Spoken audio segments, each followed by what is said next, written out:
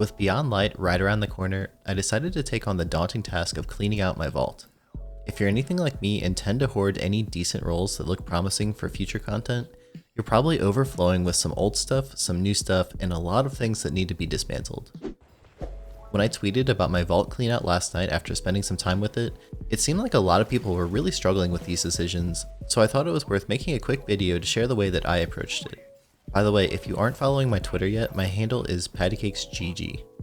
In this video, I wanted to break down the process I went through last night that helped me go from 500 out of 500 in my vault, and basically every slot full on every character, down to almost 200 slots empty, while still holding on to a lot of the weapons that I thought could be promising for Beyond Light PvP. So let's get into it. The first tool that will make this job way easier is called Destiny Item Manager, or DIM for short.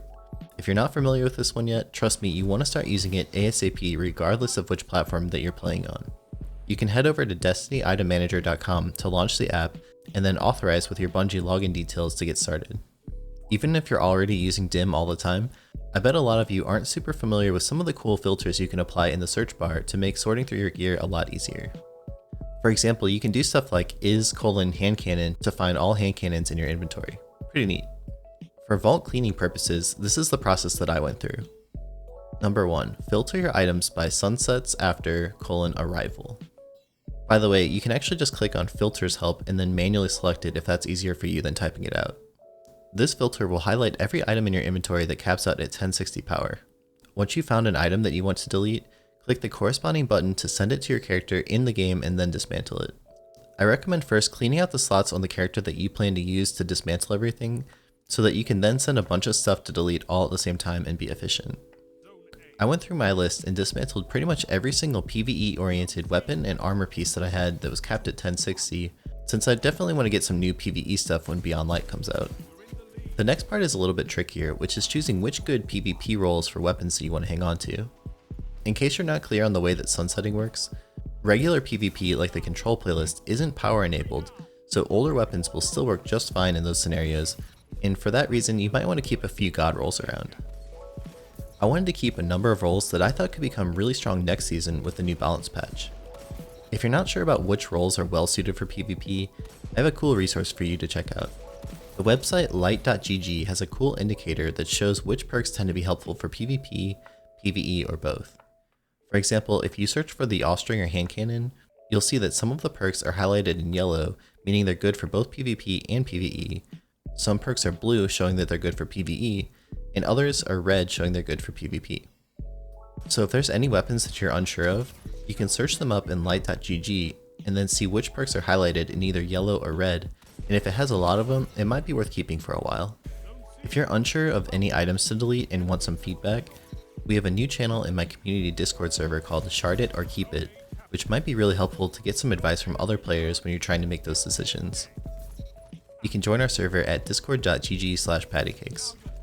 Some of the weapons I was most interested in keeping that haven't had as much use lately are the 140 and 110 RPM hand cannons, auto rifles with various different archetypes, 150 RPM scout rifles, and pulse rifles that I think might be strong next patch. As far as armor goes, I deleted anything that caps out at 1060 since it's really not that hard to just get fresh armor with some decent rolls. Okay, step number 2. The next filter I used was one called is:dupe. This one makes it really easy to see which items you have duplicated in your inventory, but keep in mind that it will also mark weapons with different rolls as dupes, so don't just go deleting stuff blindly. For this part, it's also easier if you have your items sorted by name. You can click the cogwheel up at the top right of your screen and then under the item display category, drag the name field up to the top of the list if it isn't there already. By the way, during a new season, I tend to have the power level at the top of this list because it makes it a lot easier to figure out which items have the highest power level on each character and in the vault. Try it out next season and I think you might like it. Okay, so click back over into the inventory tab and then take a look at each of your duplicated items. Here, I went through and tried my best to keep only the best 1 or 2 of each item. This was probably the hardest part of the whole process for me to make decisions about, and I still have a little bit of work to do here. I also used the same exact process to delete exotic armor rolls that I was holding on to that had lower stats. In many cases, I found that I had 3 or 4 of the same armor piece, but only one of them had a combination of a high stat roll plus a good stat distribution for that class. For example, on Hunter, I'm typically looking for high recovery, high mobility, or both. You can do the same thing with your legendary armor. Anything that's under about 60 for its base stat roll can go. If it's over 60, check out the stat distribution and make sure that it's actually a decent fit for your character that wears that particular piece of armor. For PvP, each class usually wants high recovery, and you can't go wrong with really high intellect rolls as well. The final cleanout are your miscellaneous items like consumables that you probably aren't going to use.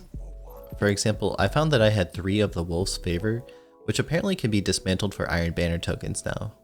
Chances are you have some random things in this group that can go as well.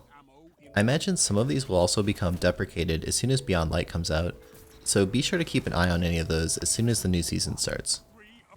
If you found this video helpful, please drop a like and subscribe to the channel. I'm always amazed by how many people watch my videos but aren't subscribed yet. I plan to make a ton of videos for Beyond Light, so let me know in the comments what kind of content you'd like to see me make the most. That's all for now. Catch you guys next time.